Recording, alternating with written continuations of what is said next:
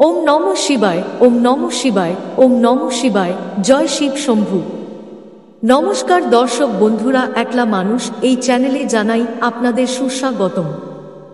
আজ এই ভিডিওর মাধ্যমে আপনাদের সামনে ব্যাখ্যা করব শ্রাবণ সোমবারের শিব ব্রতের কথা। শ্রাবণ মাসে যদি আপনি ভগবান শিবের পূজা করার মনস্থির করে থাকেন, তাহলে এই ব্রত কথাটি অবশ্যই শ্রবণ করুন, নচেৎ ব্রত অসম্পূর্ণ থেকে যায়। বন্ধুরা, শ্রাবণের সোমবারের এই ব্রত কথার মাধ্যমে আপনি পরিষ্কার করেই জানতে সক্ষম হবেন শ্রাবণ মাসের সোমবার দিন ভগবান শিবের আরাধনা করলে আসলে কি হয়। তাই ব্রত কথাটি বাবার পূজার পূর্বে অবশ্যই একবার হলেও অন্তত শ্রবণ করুন, এবং অতি অবশ্যই শ্রাবণ মাসে সোমবার দিন বাবার পুজোর পর একটি বার হলেও শ্রবণ করবেন। এখানে একটি বিষয় সর্বদাই মনে রাখবেন, যে কোনো ব্রত কথা কখনোই অসম্পূর্ণ শ্রবণ করতে নেই। আশা করি দর্শক বন্ধুরা, ভগবান শিবের শ্রাবণের সোমবারের এই ব্রত কথাটি আপনার ভালো লাগবে। শুরু করছি দেবাদিদেব মহাদেব শিবের শ্রাবণ মাসে সোমবারের ব্রত কথা। ওম নমঃ শিবায়, ওম নমঃ শিবায়, ওম নমঃ শিবায়। পুরাকালে অমরপুর নামে একটি নগরে এক ধনী ব্যবসায়ী বসবাস করতেন। দূর দূরান্তে তার নাম যশ ব্যবসা ছড়িয়ে পড়েছিল। ঐশ্বর্য, যশ, মান সম্মান সমস্ত কিছু থাকা সত্ত্বেও সেই ব্যবসায়ীটি ছিল অত্যন্ত দুঃখিত একজন মানুষ, কারণ তিনি ছিলেন নিঃসন্তান। দিনরাত তিনি একটি বিষয়ে চিন্তা করতেন যে তার এই বিপুল ঐশ্বর্য, ধন সম্পদ তার মৃত্যুর পর কে দেখভাল করবে। তাই সন্তান লাভের আশায় তিনি সমস্ত কিছুই করতেছিলেন। তিনি একদিন জানতে পারলেন যে শ্রাবণ মাসের সোমবার দিন যদি ভক্তি ও নিষ্ঠা সহকারে দেবাদিদেব মহাদেবের আরাধনা করা হয়, তাহলে ভোলানাথ শিব ভক্তের সকল মনোকামনা পূরণ করেন।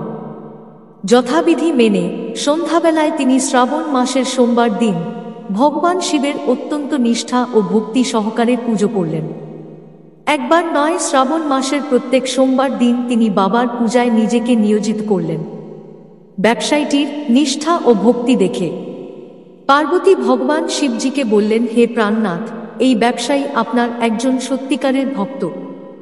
শ্রাবণ মাসের প্রত্যেকটি সোমবার দিন সে যথাবিধি মেনে আপনার পুজো করছে, তাই এই ব্যবসায়ীর মনোকামনা আপনার অবশ্যই পূরণ করা প্রয়োজন। ভগবান শিব দেবী পার্বতীর কথা শুনে প্রথমে সামান্য হাসলেন, তারপর বললেন, হে পার্বতী, এই সংসারে সমস্ত ব্যক্তিকেই নিজের কর্ম অনুসারে ফল প্রদান করা হয়ে থাকে। মানুষ যেমন কর্ম করবে তেমনি তার ফল পাবে।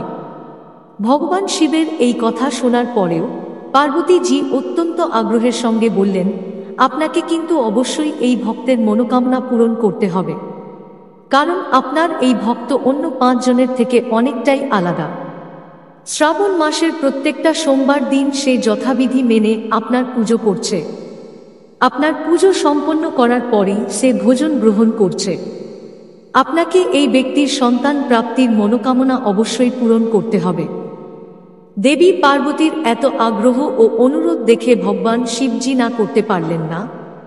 তিনি বললেন, ঠিক আছে, আমি এই ব্যবসায়ীটিকে সন্তান প্রাপ্তির বরদান করছি, কিন্তু তার এই সন্তান 16 বছরের অধিক জীবিত থাকবে না।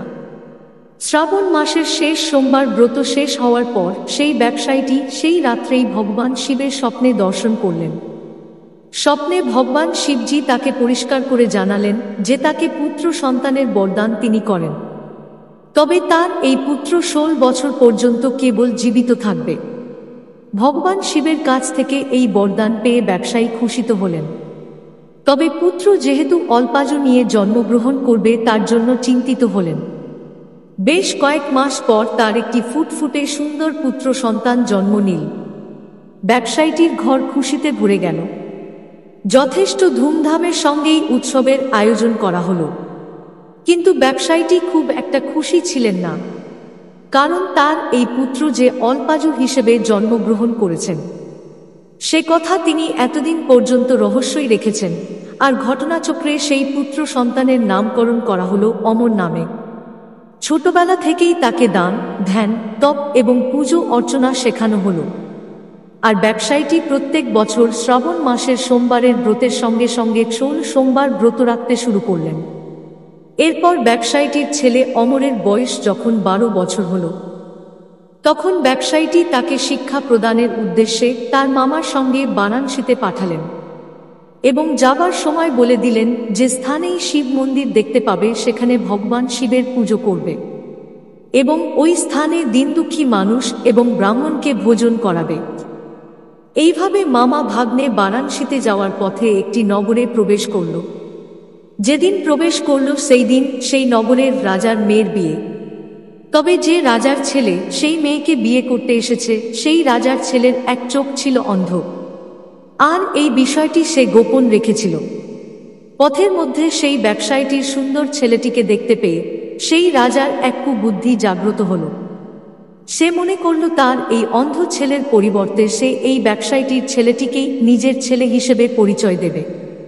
তারপর বিবাহ শেষ হয়ে গেলে সেই ব্যবসায়ীটির ছেলেটিকে তাড়িয়ে দিয়ে সেই রাজ্যের রাজার মেয়েটিকে নিজের রাজ্যে নিয়ে যাবে। প্রাণের ভয়ে ব্যবসায়ীটির ছেলেটি সেই সময় মুখে কিছু না বললেও বিবাহের পর রাজকুমারীর শাড়ির আঁচলে সুযোগ বুঝে লিখে দিয়ে যায় যে তোমার সঙ্গে তো আমার বিবাহ হলো, কিন্তু বিয়ের পর যে রাজকুমারের সঙ্গে তোমাকে নিয়ে যাওয়া হবে সেই রাজকুমারের আসলে এক চোখ অন্ধ। আমি তো বারাণসীতে শিক্ষা গ্রহণ করতে যাচ্ছি। বিবাহ সম্পন্ন হওয়ার পরের দিন সেই ব্যবসায়ী পুত্রকে তাড়িয়ে দেওয়া হয়, কিন্তু রাজকুমারী যেহেতু আসল সত্য জেনে ফেলেছে তাই সে রাজার অন্ধপুত্রের সঙ্গে যেতে রাজি হয় না, বরং ব্যবসায়ী পুত্র অমরকেই নিজের স্বামী মনে করে তার জন্য প্রতীক্ষা করতে থাকে।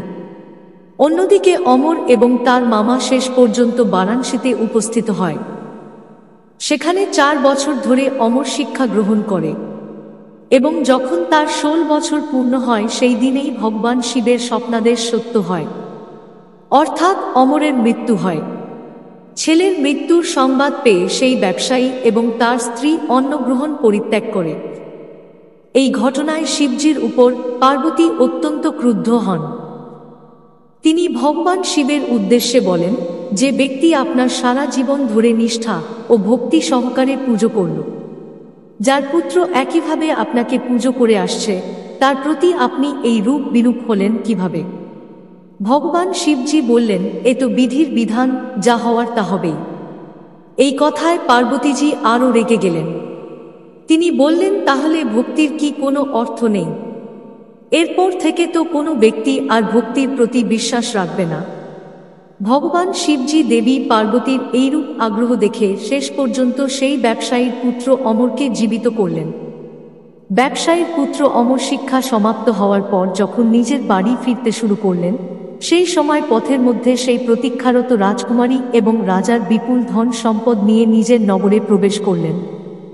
ভগবান শিবজি সেই ব্যবসায়ীটির আবার স্বপ্নে দেখা দিলেন এবং দেখা দিয়ে বললেন, তোমার ভক্তি ও নিষ্ঠায় আমি প্রসন্ন হয়েছি, তাই বিধাতার বিধির লেখন শেষ পর্যন্ত আমাকে বদলাতে হয়েছে।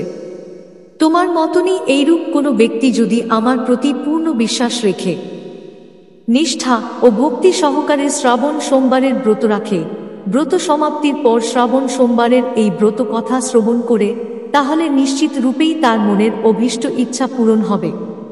তাই শ্রাবণ মাসের প্রত্যেকটি সোমবার ভগবান শিবের ব্রত রাখার চেষ্টা করুন এবং ব্রত সমাপ্তির পর এই ব্রত কথাটি অবশ্যই শ্রবণ করুন। তাহলে বন্ধুরা, আজকের ভিডিও এখানেই শেষ করলাম। যারা ভিডিওটি শেষ পর্যন্ত দেখেছেন তাদের জীবনের চলার পথটি ভগবান আরও সুন্দরময় করে তুলবেন। ভালো থাকুন, সুস্থ থাকুন, পরিবারের সকলকে ভালো রাখার চেষ্টা করুন। ভিডিওটি ভালো লাগলে আপনার সুন্দর মনের একটি সুন্দর কমেন্ট করতে ভুলবেন না এবং আপনি কোন ঠাকুরের প্রতিদিন পূজা করেন সেটি অবশ্যই কমেন্টে জানাবেন। হর হর মহাদেব। ধন্যবাদ।